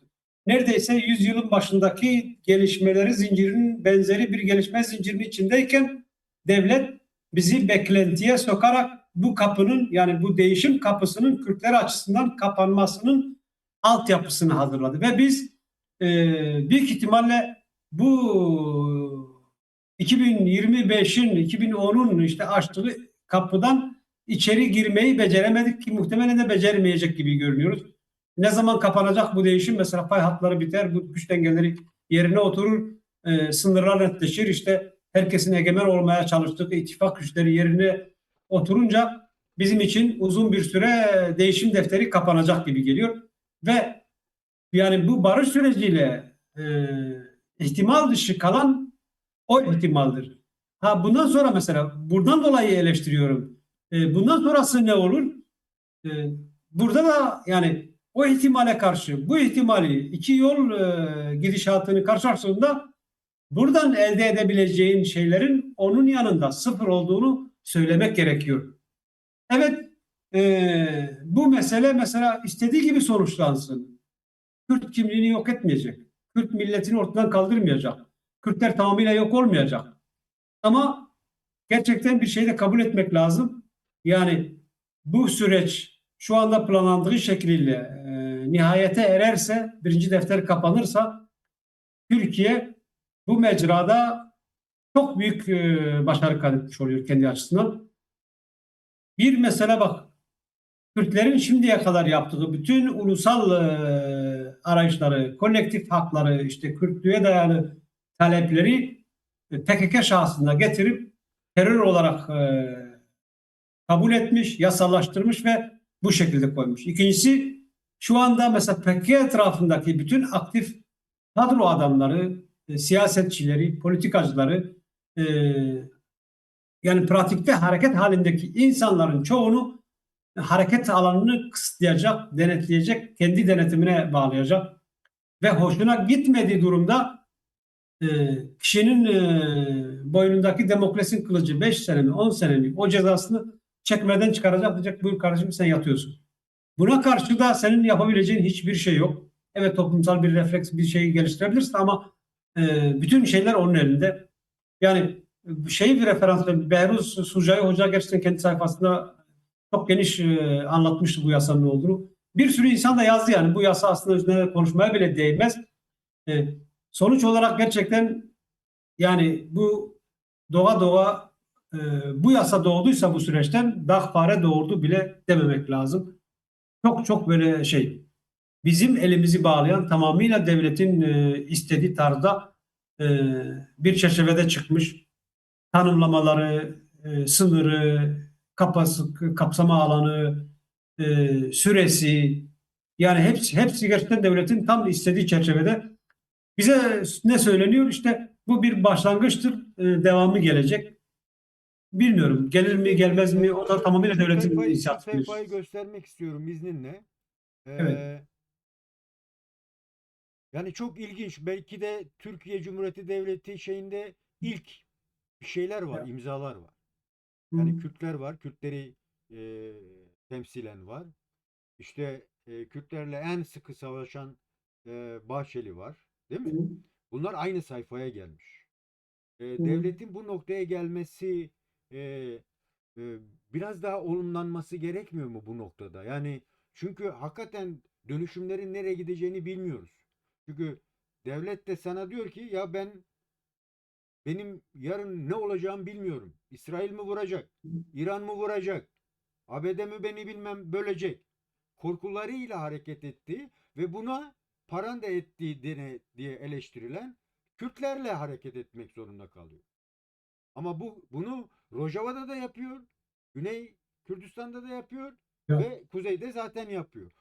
Bu bakışı geliştirmemiz gerekmiyor mu ayrıca? Böyle de bakmamız gerekmiyor mu? Yoksa zaten ilk başlangıçta okuduğun zaman en Hı. azından ben öyle duyguya terörist diye PKK, KCK terör örgütü diye dedi. Ben zaten gerisini okuma gereği duymadım çünkü devletin zaten mantalitesi o. Ya. Yani ama bu zaten 30, 40, 50, 100 senedir seni böyle görmüyor mu?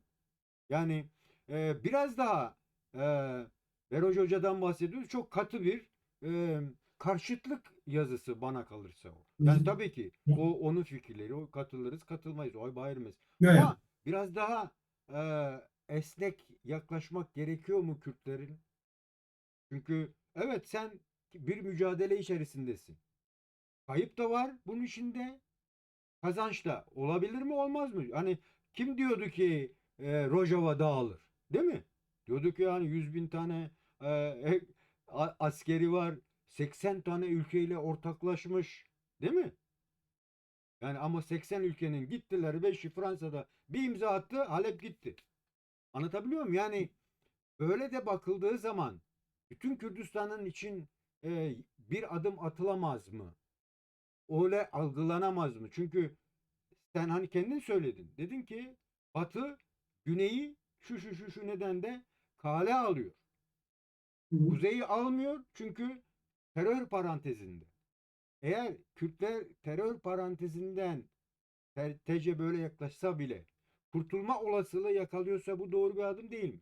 Yani olumlu ve olumsuzları bir arada düşünerek hareket etmekte Kürtler başka bir şey kazanamaz mı? Yani daha başka bir açı yakalayamaz mıyız? Diasporada olsun, Kürdistan'ın öbür parçalarında olsun. Bunu deneyebiliyor mu Kürtler? Bunu becerebiliyor mu gerçekten? Biraz Ve o Kürtlerin kendi potansiyeliyle seçeceği yolla, uygulayacağı yöntemlerle yapacakları siyasetle alakalı bir şeydi. Yani e, bu yasanın öyle bir zemin hazırlama potansiyelini insan görmüyor. yok bu Yani yasa PKK'yi evet, silahsızlandırmak işte ve Türkiye teslim silahsızlandırma şeyi. almak. Yani bu çok Ya, açık. Bu çok açık ya. tabii. Ya. Ve gerçekten mesela bu yasanın ruhuna baktığında Türk devletinin HTŞ eliyle Rojava'da Kürtlere biçtiği çerçevenin Onu da kendisi belirledi. Ben o zaman şeyi söylemiştim. Yani orada devletin bize dayattığı çerçeve sıkıştığında kuzeyde kabul edeceği çerçeveyi belirliyor. Ne o prototip oluşturuyor orada ya Evet. bana kalırsa. Ha. Oraya bile yanaşmadı. Yani oraya bile gelmedi bu yasa hikayesi. Ve bu yasa çok umut bağlanan. İşte çerçeve yasa, işte Sayın kök yasa, Barzani niye bu yasa. orada? Dün oradaydı. Mesela Ya, sorgulamak lazım. Hani diyoruz ya yani Kürt siyasetlerini birbirlerinden haberi yokmuş gibi. Öyle değil. Bence bütün Kürtler ortaklaşa bu adımın içerisinde. Yani sadece Öcalan'ı veya sadece PKK'yı gündemleştirip onun üzerine eee, olumsuz enerjilerin boca edilmesi Kürtlerin öbür siyasetinin de anlamsız kalmasına sebep oluyor ve yani Kemal Hocam, buyurun şimdi bak bir şey söyleyeyim. buyurun. Yani mesela bak şimdi devlet Öcalan'ı muhatap almak istedi veya bu şeyde öne çıkardı. Yani mesele silah veya PKK ile ilgili sınırlı bir şey olmuş olsaydı bütün kararlar onların kendi kararları yapabilir. Ama bak devlettir. Erdoğan'dır karşımızda. Dünya kadar kanun hükmünde kararname çıkarıp yürürlüğe koymuş aynı gece kimse itiraz dahi etmemiştir. Buna rağmen böyle bir olayda bak Erdoğan'ın izlediği prosedüre bakalım dikkat edelim. Yani olayı devlete mal ediyor, kurumlara, kaidelere, prosedürlere, işte kurullara, komisyonlara havale ediyor. E, maddeler oluşturuyor, yürürlüğe koyuyor işte. E, bunun bir de takip Yani güvenlik bakış açısı başka evet. bir şey yok burada. Ya şimdi Kürtler ne yaptı? Kürtler mesela bak bizde seçilmiş 50-60 tane DEM vekili var. Diğer partilerdeki Kürt vekiller de var. Meclis çatısıyla alakası olmayan onlarca irili ufaklı Kürt var.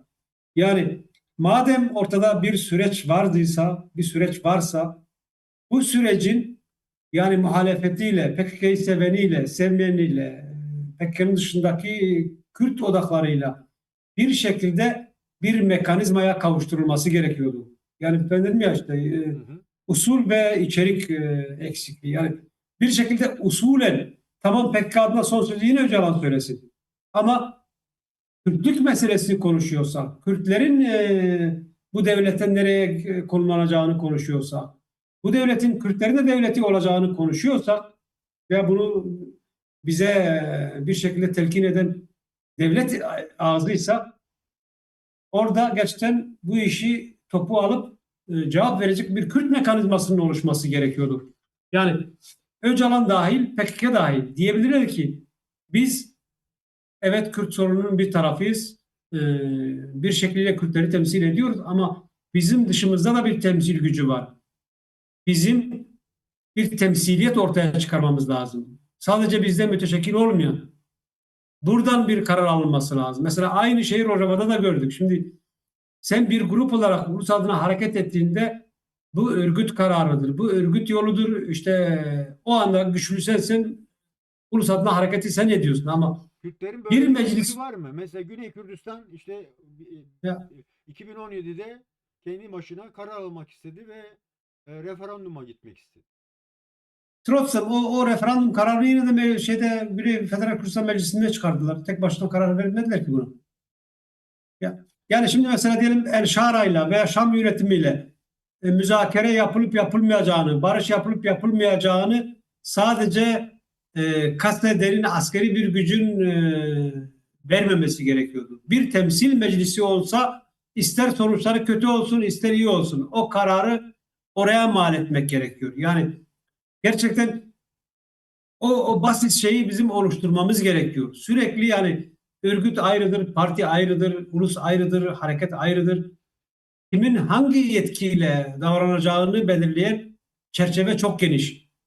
Yani bizim o çerçeveyi biraz bir şekilde formel olarak oluşturmamız gerekiyor. Şimdi bu görüşmeler boyunca adaya kimlerin gideceğine dair mesela Erdoğan veya devlet karar verdi. İstemediğini heyete almadı, istediğini heyete aldı. Yani görüyoruz eğer buradan Kürtlere kardeşlik şeyi çıkarmak isteyen bir devlet olmuş olsaydı dün Irak'la imzalanan anlaşmada gerçekten Kürtler bypass edilmezdi. Kürtler de o masada olması gerekiyordu.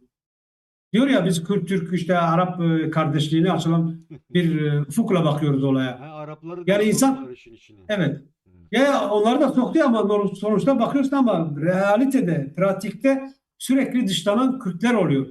Şimdi burada Kürtlerin güven duymaması veya işte temkinli davranması veya bu işten gene mi kandırılıyoruz yaklaşımıyla bakmaları e, her şey güllük gülistanlık olacak hesabından çok daha e, Bence elvandır. Kürtler temkinli ya. Yani hiç de çok büyük Ya, beklentileri yok Kürtlerin. Ben doğru görebildiğim doğru. kadarıyla, Ya, okuyabildiğim kadarıyla.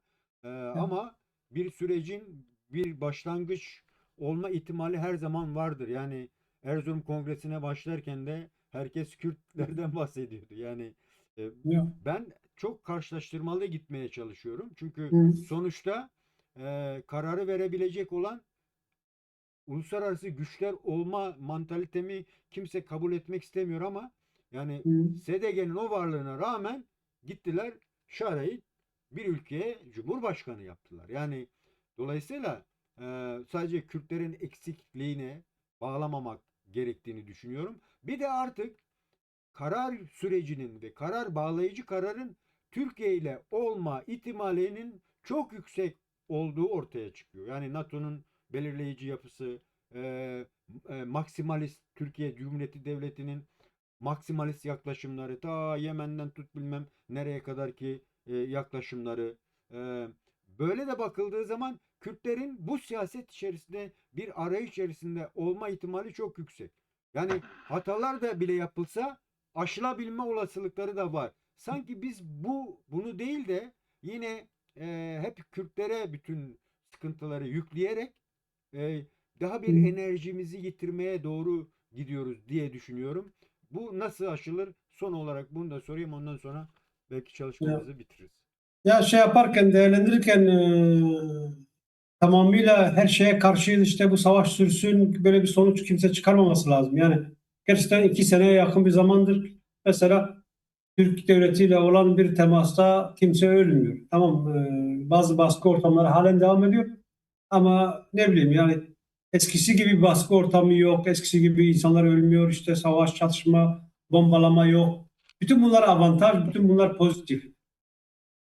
Ben başta da söyledim yani gerçekten biraz da yani kaçan ile elde kalan arasında kıyas yapmak lazım. Hı hı. Öyle baktığımızda evet, bu eldekine neden vazgeçtik? Yani şimdi düşünsene mesela Amerika ile işbirliği yapmakla suçlandık. İşte bilmiyorum İsrail işbirliği yapmakla suçlandık. İşte Türkiye'ye bilmem ne yapmakla suçlandık. Şimdi bütün bunlardan vazgeçerek Türkiye ile aynı cephede yer almamız e, dayatıldı ve şu anda tercih de o yönde görünüyor. Yani biz Türkiye'nin içinde Türk devletiyle kendi devletimiz gibi ele alalım yaklaşımı benimsenmiş. Bunun getireceği sonuç yani Kürtlerin ne yapacağından farklı. Kürtler gerçekten her halükarda mesela bu yasanın önüne koyduğu ve bu yasanın süresi dolduğunda devletin ne yapacağından bağımsız olarak elbette bu ulus yok olmayacak, varlığını sürdürecek, gerçekten siyasal mücadelesi şey yapacak, kimlik haklarını, kolektif haklarını, kültürel haklarını, dil haklarını savunmaya devam edecek. Aynı bunu da Türk devletinden talep edecek. Devlet belki gene gerçekten bu talepleri işte bölücü ve ayrılıkçı memleci alıp cezaevine koyabilir ama sonuçta eskisi gibi tamamıyla terör hikayesi işte bilmiyorum ne şey olarak değerlendiremeyecek. Okey, bütün bunlar doğrudur. Peki hocam, Ama burada yeni hikayede Batılıların da artık kabul göreceği gerçekten de Kürt güçleri, diyelim ki Sayın Öcalan'la oturmaları, Sayın Barzani ile ilişkilerinin iyi olması, en son bu ekonomik bilmem ne yolu, boru hattı vesaireyi de düşündüğümüz zaman veya Rojava'daki ilişkiyi düşündüğümüzde gerçekten de Türkiye'ye bu rol verilme olasılığı var mı? Yani çünkü e, eğer 1920'de bunlar olsaydı belki farklı bir boyuta gidilebilirdi. Ve bugün Barak aracılığıyla diyor ki bu sınırlar değişmeyecek kardeşim. Hani hatta ne demişti Sayın Abdi'ye? Ne yaparsanız yapın sizinle ilgili bir tek kurşun bile atılmayacak. Hatırlıyorsunuz değil mi? Öyle bir söylemi vardı. Dolayısıyla SDG geri çekilmek zorunda kaldı. Yani uluslararası denge bunu kabule gitti mi ki Türkiye bu kadar rahat PKK ile iletişime geçti? Her ne kadar onlar yine terör parantezini alarak yapıyor olsa bile. Çünkü Batılı egemenlerin de Türkiye'den beklentileri var. Türkiye'nin de ayak bağlarının kesilmesi gerekiyor. Yani böyle de bakıldığında var mı böyle bir yine Türkler zorunluluktan Türklerle hareket etmek gibi bir köşeye sıkıştırılma hallerini okuyabilir miyiz? Türklerle sanki büyük bir cephe savaşı varmış gibi işte orada işte Türkler bir tarafta işte bilmiyorum İran bir tarafta Kürtler de tercih yapmak zorunda. Oraya gelir mi gelmez mi? Bence o çok uzak bir ihtimal de. Ama gerçekten mesela bölgesel bir güç Türkiye var. NATO'nun üyesi. NATO'nun mesela Amerika'dan sonra en büyük paydaşı görünüyor. Ordusuyla, gücüyle ve bölgede bir sürü hamlede bu devlete yer biçiliyor. Burada Türkiye ayak bağı olan bu meseleyi çözerek bu görevleri daha iyi yerine getirebileceğinin Çabası şeyini içerisinde. masaya sunuyor. Evet. Ve bunun da alıcısı çıkıyor yani. Şimdi gerçekten Avrupa Birliği'nden tutalım Amerika'ya kadar. Şeyi de unutmamak lazım. Yani bu 2020'lerden sonraki bir süre yani bu depremler, bu güç dengeleri, yeni dünya sistemi oturuncaya kadar demokrasi kimsenin umurunda değil. İnsan hakları kimsenin umurunda değil. Denizlerde ne kadar insan ölmüş kimsenin umurunda değil. Hangi nehirde ne kadar insan boğuldu, hangi sınır hatlarında ne oldu? Gerçekten bunlar değil. Onun için de mesela o Trump'la Barack'ın talep ettiği tarz işte Erdoğan gibi bir insan, işte Şara gibi bir insan Maduro. demokrasiyle, meclise uğraşmayayım. Bu bürokratik hikayelerle uğraşmayayım. Birisine söyleyeyim o da gitsin yapsın hedefime ulaşayım. Yani bu dönemin ihtiyaç duyduğu yönetim tarzı biraz da bu. İşte 90'ların hassas insan hakları, hassas işte demokrasi raporları. Onlar yok. Bitti onlar.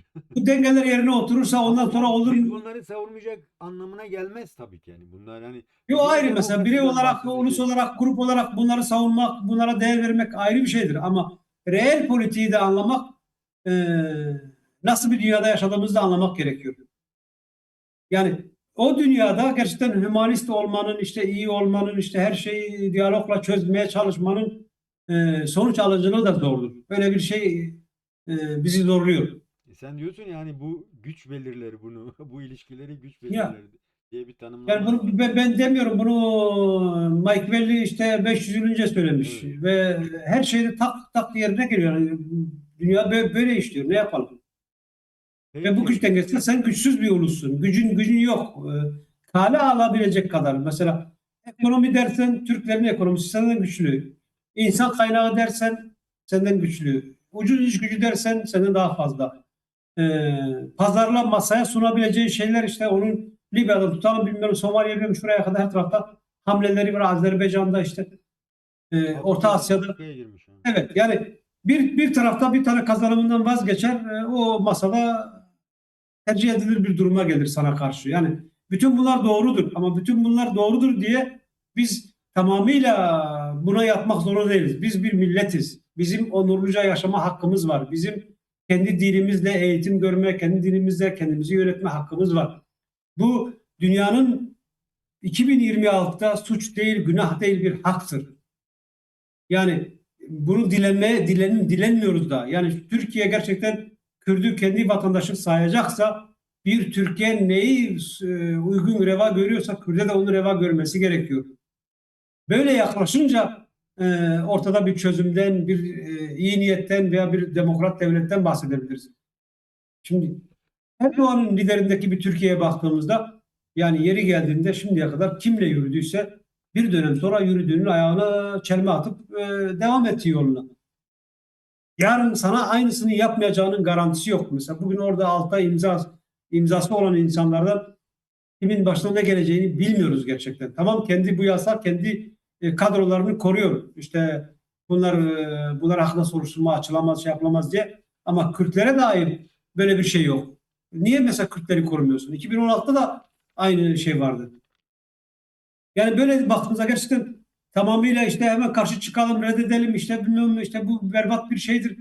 Bütün bunların dışında yani ister bu yasa olsun ister olmasın, ister PKK silah bıraksın ister bırakmasın, ister bu yasa uygulansın ister uygulanmasın.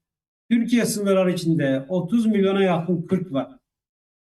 En dinamik güç, en dinamik gençlik ve bu nüfus gerçekten kendi kimliğinde, şeyinin bilincindedir. Bu o devletin içinde yaşayacaksa da yaşamayacaksa da kendi onuruyla, kendi değerleriyle yaşama hakkı var. Bizim bu devletten sürekli bunu talep etme hakkımız var ve bunu devletten sadece talep etmek değil, kendi imkanlarımızla da hayata geçirmeye çalışmamız gerekiyor.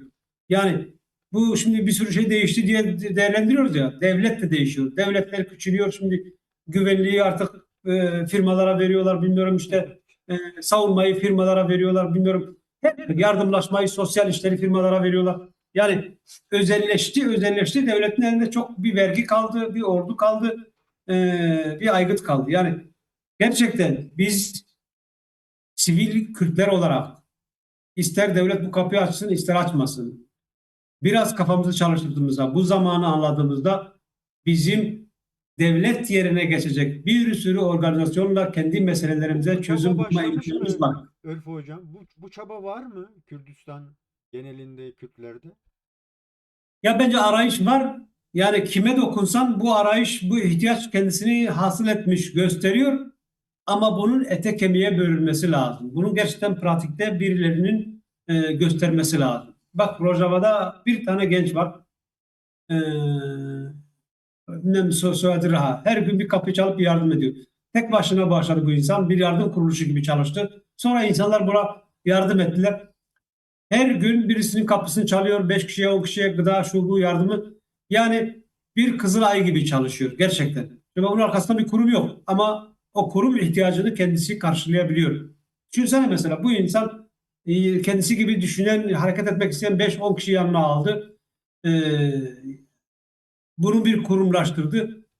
Bu bir ihtiyaca cevaptır. Yani bir ihtiyacı tespit edip ona göre bir kurumsal bir yapıya ulaşmak, o kurumu da modern zamanın ihtiyaçlarına ve aklına göre harekete geçirmek sonuç alıcıdır.